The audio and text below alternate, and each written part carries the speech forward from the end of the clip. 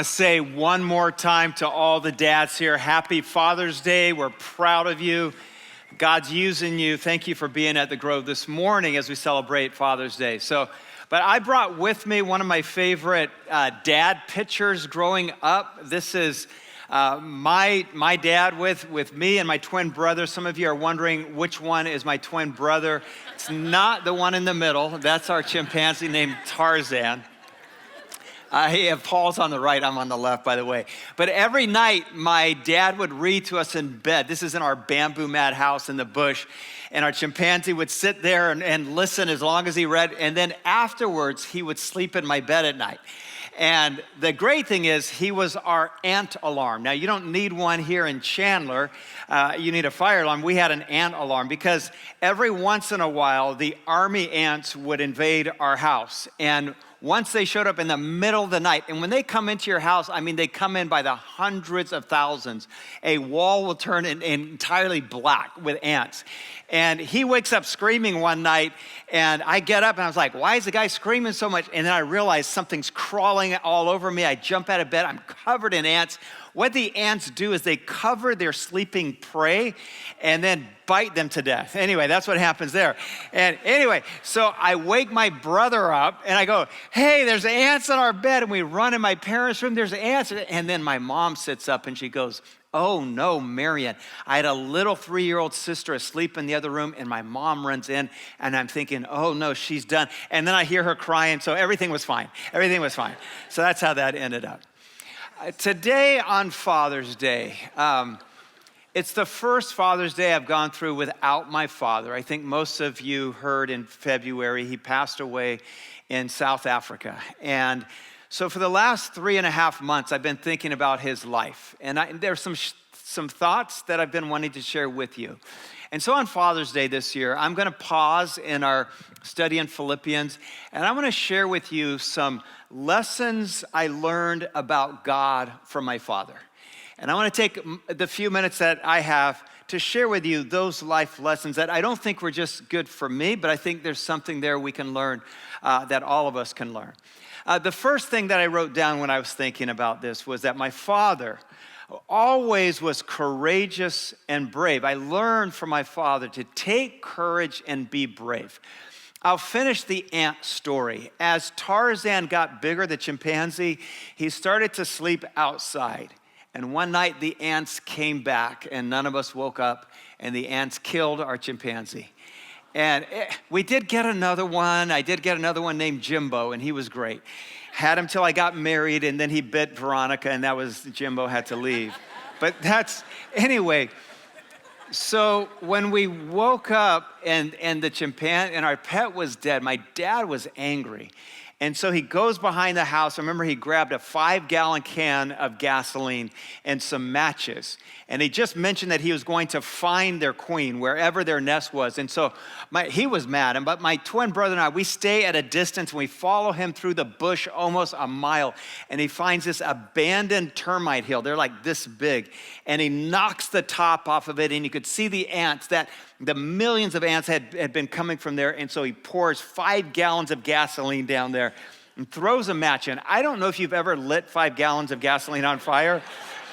It doesn't burn like these candles. The thing exploded like a bomb. It literally shot a plume of ants in the air, and then they rained down in the forest around it. I was like, we were in awe. I was like, that's awesome. I want to be just like that.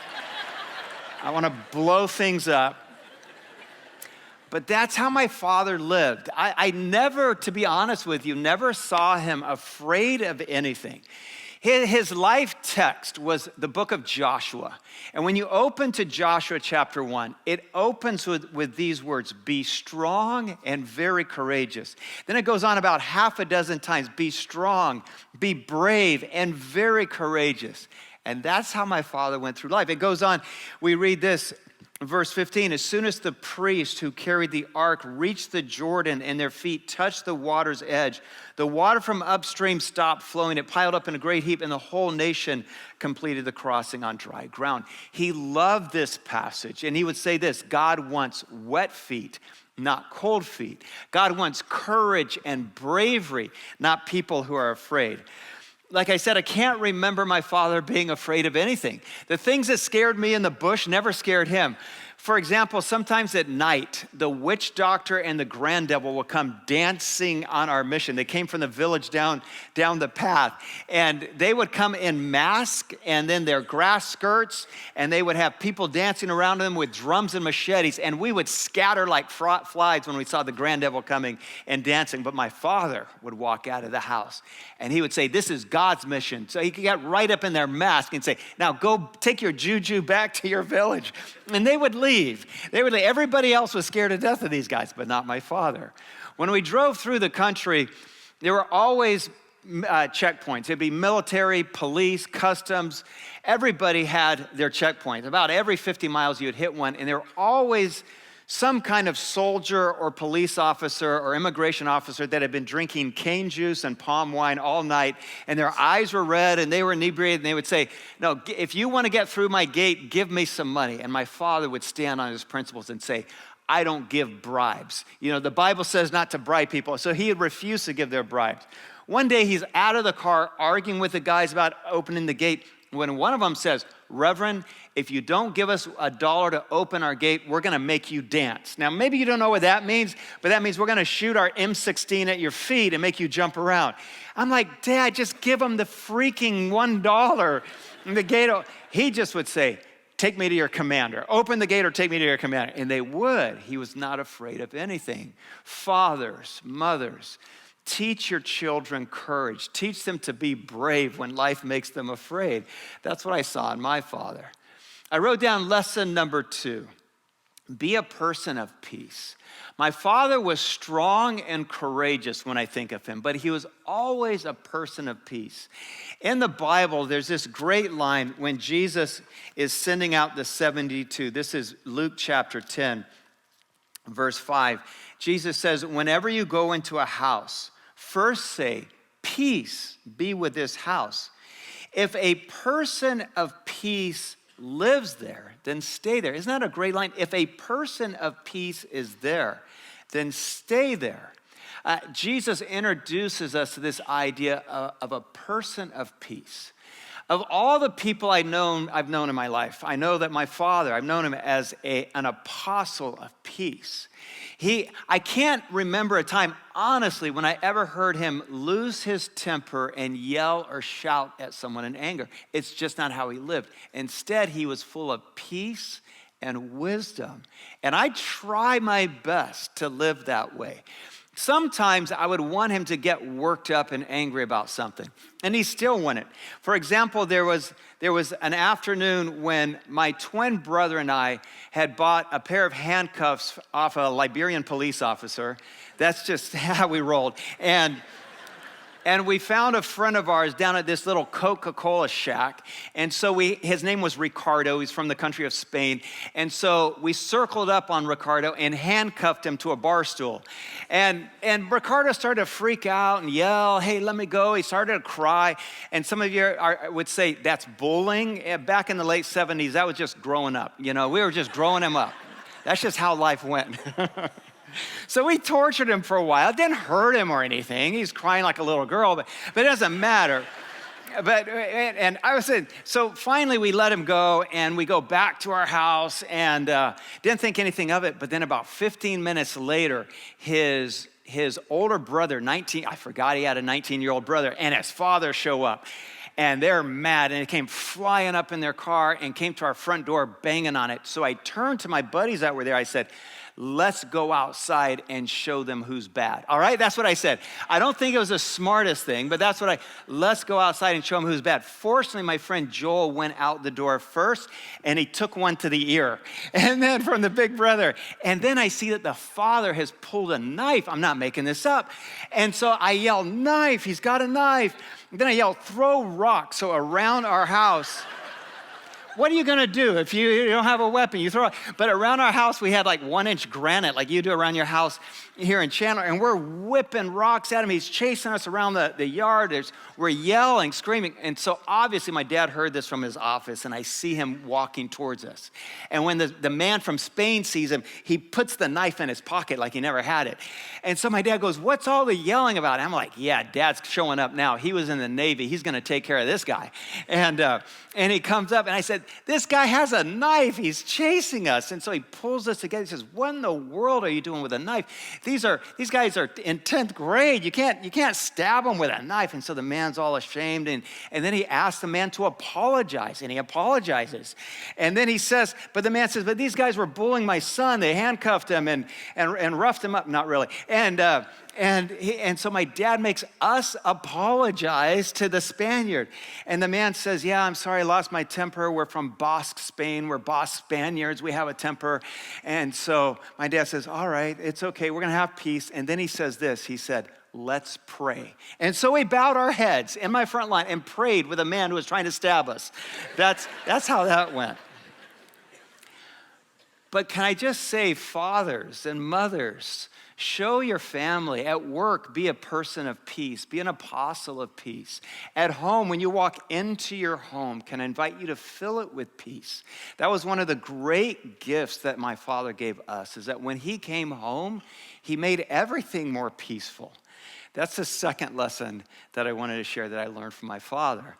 A third one that I wrote down is this: give me the giants. This was one of the sermons that my father preached here at the Grove. He titled it, Give Me the Giants. It comes from Numbers chapter 13. In Numbers chapter 13, God is telling Moses to take the people into the promised land. Maybe you know the story well. Moses sends in 12 spies. 10 come back and say, we're all gonna die. There's giants, we can't go. But 2, Joshua and Caleb say, they're just grasshopper giants, we can take them. And Moses chickens out, but Joshua, 40 years later, he takes the people into this promised land. He says, give me the giants, I can handle them. My father taught me that if God has you doing something, if God shows you something to do, never back down. Never quit. Be tenacious. Hold on. Dig in.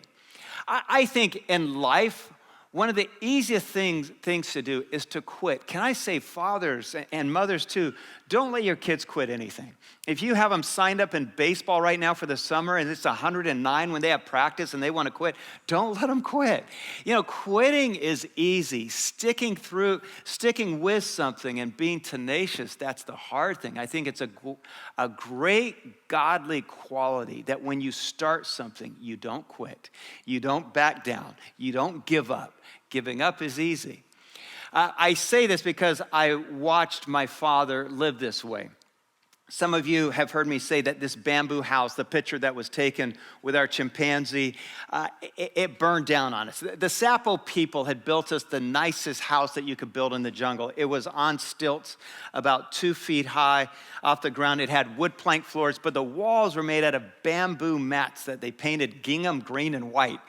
And one afternoon, it caught on fire. The thing burned like a bonfire. In like 15 minutes, our house was gone.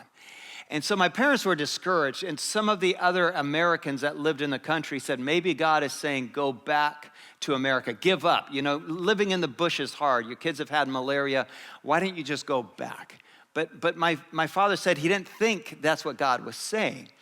But then less than a month later, he had been trying to put a road into our mission, and he was bringing in supplies, and he had this Daihatsu pickup truck, and the Daihatsu pickup truck was crossing one of the log bridges, and the log bridge broke, and the Daihatsu pickup ended up upside down in the river, and a runner came and said, Reverend, your Daihatsu is in the river.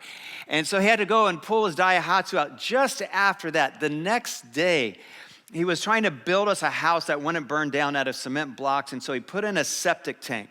And he had built this septic tank maybe about 15 feet by 10 feet, and then he had this D4 Caterpillar bulldozer that his grandfather had given him to put in the road. So he had the bulldozer operator covering the septic tank with dirt. And he was proud of this septic tank. He had taken us out after dinner and said, look, guys, this is the finest septic tank that you could find in this country.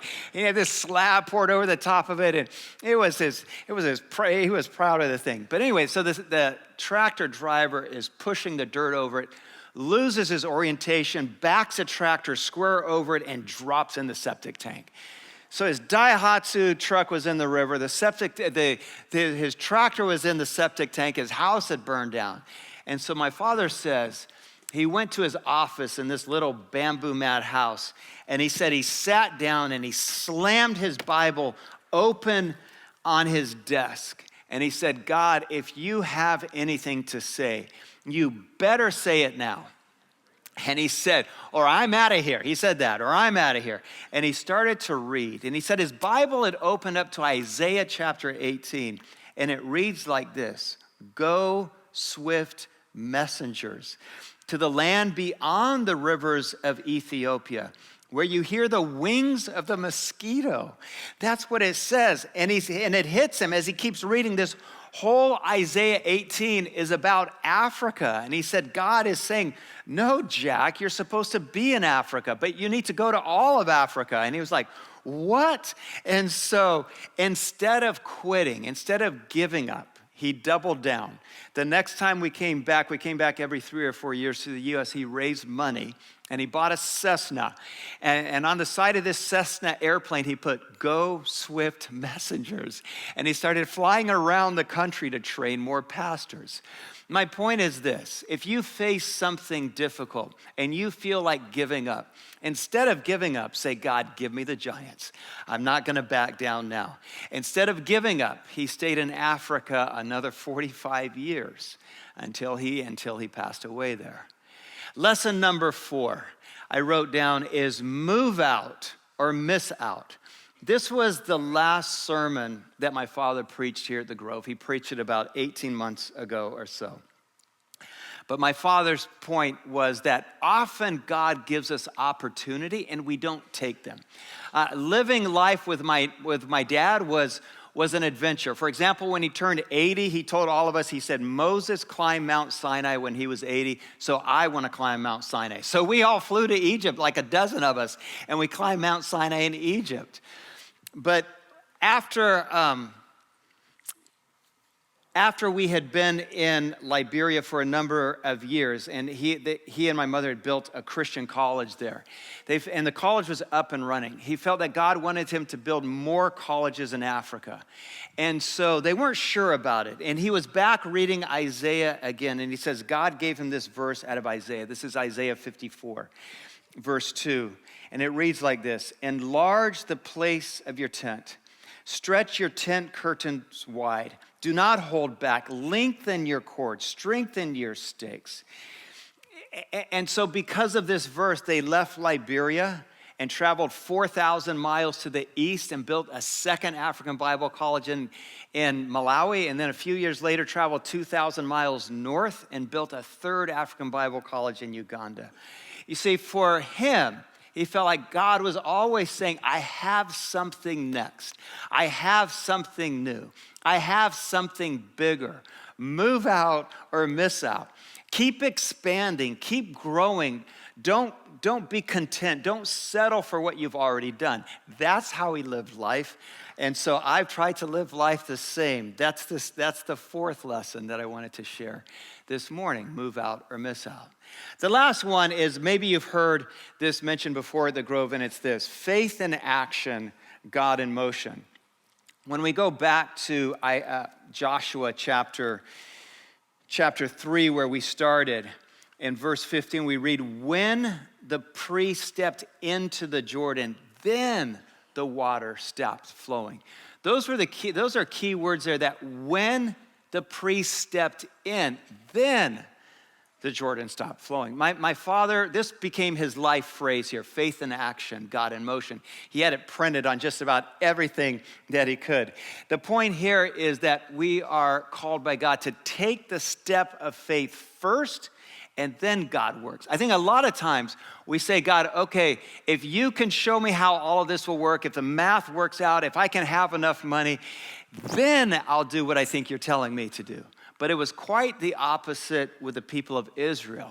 And so my father kept saying, put your faith in action first. And then, once you've done that, then God will go to work. Then he goes into action. A few years ago, Paul Gunther had taken about 65 people from the Grove to Malawi. And about 30 of them were high schoolers. And one of the high schoolers, his name is Kyle. And Kyle says that he had heard my dad use this phrase, faith in action, God in motion, for like the whole 2 weeks he was there. So the last day they were in Malawi, they ended up on the beach along Lake Malawi. And he found my dad, and they sat on the beach, and he said, Dr. Chinchin, tell me about this phrase I keep hearing, faith in action, God in motion. So Kyle says that, and Kyle's only 17 years old at the time. For about an hour, he sat there and listened to my dad. My dad probably preached him a sermon on Lake Malawi there. But when he left, that phrase, faith in action, God in motion, stuck with him. When he came back, he told his dad, his dad's a good friend of mine, and Kyle said, I want to get a tattoo. And his dad says, you're only 17. You need to get a job one day. You don't need a tattoo. And Kyle says, no, you don't understand. It's Dr. Chinchin's life phrase, faith in action, God in motion. I want to get it tattooed on my body. And so his father drives him down to a tattoo shop. And he has it put, he says, right over his heart, faith in action, God in motion. I don't know what my dad thought about that, but anyway, he was in the Navy, so I'm sure he was fine with it. But I talked to Kyle recently, and I said, Kyle, what made you want to get this phrase from an 80-something-year-old man put on your tattooed on over your heart? He says, because when I heard it, I knew that's how I wanted to live my life. And Kyle said this, he said, the older I get, the more that phrase has meaning to me. He said, every morning when I'm getting dressed, I see those words over my heart, faith in action, God in motion. He said, Palmer, that's how I lead my business. He's 27 years old. He's an entrepreneur. He owns his own business. He said, but I lead my business that way. I put my faith first, and then God takes care of everything else. He said, it's how I handle my marriage. I put my faith first, and then God takes care of everything else. So can I say to all of you fathers on Father's Day and mothers too, that God's invitation here is to put your faith into action first, and then he takes care of the rest. But put that in front of everything else that you do in life. My parents' favorite faith in action, God in motion moment came when they wanted to start this first Christian college in Liberia. We had lived in the jungle for 7 years, but they realized quickly that when their students graduated from high school, the Christian college students had nowhere to go. There was only one university in the country, and it wasn't a Christian college. And so they felt that God was saying, start a Christian college for all of West Africa. And they'd heard of this town, and we had heard of this town in the mountains called Yakepa.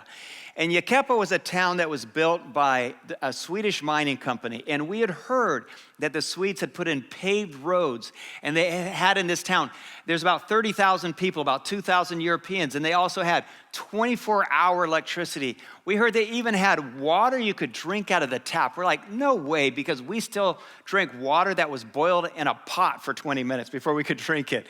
But we got in the car, we drove 13 hours through the bush, and when we got to this town of Yakepa, everything we heard was true. They even had a grocery store and a movie theater and tennis courts. Of course the Swedes did. They had Bjorn Borg. And so my father started asking around, who do I need to see? If I want to build in this town, this mining concession, who do I need to see? And several people said, well, you need to see the vice president of the company. His name is Charlie Roberts. And so they made an appointment with Charlie Roberts, showed up in the morning. And my dad said when he and my mom, Nell, walked into Charlie Roberts' office, he was sitting at his desk, and he had his Bible open. And he was doing his morning devotions. They thought Charlie Roberts was going to be a Swedish person. He was Liberian. And he was having his morning devotions. So my dad says, I knew I was in the right place. And so he walked in, they sat down at Charlie's desk, and they told him about this vision of building a Christian college in Yakepa. And he says, Charlie Roberts did this. He slammed his fist on the desk and he said, that's the greatest thing I've ever heard. He said, we have to have your college here. And so then he tells my parents, he said, get in your car, drive all through our mining concession, find the piece of land that you want, come back and tell me, and we'll give it to you. And they're like, what? And they'd only known the guy like an hour. And so we got in the car with them. They came back and got us. We drove all over town. They found 25 acres in the middle of the community. And they came back to Charlie's office. This time, he called in the president of the company, the Swedish president. And on the phone, my dad said, Charlie said, hey, I have some missionaries here that are going to build a college in our town. So come meet with them. So he didn't say they might build or they're asking to build. He just says it's already done. And so the president of the company comes in, and a civil engineer brings in the plans. They roll them out, and he shows them the plot that they want. And the president of the company says, okay, I'll give you that land to build on. But you said you're going to go back to America to raise funds. He said, how much do you need to raise? How much money do you need to build this college? And my dad said, honestly, he hadn't done the math yet. He had no idea. So he just went with a number, $500,000. He said, I need $500,000. And so this Swedish man said, okay, when you come back, before you start construction, I want you to have at least half of that, $250,000. And my dad said it felt impossible. In fact, as they were leaving the office, the civil engineer from Sweden followed him out and said, hey, where are you going to get money like that? Like, that's not going to happen. And my dad said, oh, you don't worry about that. This is God's college. And so they came back to the U.S. He wanted to build 22 buildings. So he found 22 churches that would pay for one building each. And in 6 months, he had $250,000 to build his college. That's faith in action. We can applaud that. That's God. That's why they kept saying faith in action, God in motion. My dad always said, take that first step of faith and then know that God will show up next. As we've tried to grow this church and this movement for Jesus Christ here in Chandler at the Grove, we try to live that way. Every once in a while, we'll take on something audacious, something big, something new here. And almost every time, people will come up to me and say, well, Palmer, what happens if we fail at this? What happens? You have a plan. It sounds like a decent plan, but what if it doesn't work out? What is your plan B? I've been asked that a bunch of times. And my answer is always the same. I'll say, I don't have a plan B. I never saw my dad have a plan B. I said, we're going with what we think is God's plan, faith in action, God in motion. And when we live that way, I think not only does our faith grow, but fathers and mothers too, your children's faith grow. People around you at work, in your neighborhood, your family, your friends, their faith grows when you start to live like that. So this morning on Father's Day, those are just a few of the things that I learned from my father. A few of the things I learned about God from my father. He's been gone for 3.5 months now. I miss him a lot, especially on Father's Day. But if you are here today and you are looking at anything big in your life, know that you have a Father in heaven that is bigger than anything you face. I think so many times we go through life afraid to take the next step, the first step of faith. I think fear holds us back. But can I say this morning to you fathers especially, take courage, be brave. Ask God for the giants, that you can take on the giants. Start living with full of faith. Put your faith in action and watch God go to work next. That's my challenge to you this morning on Father's Day.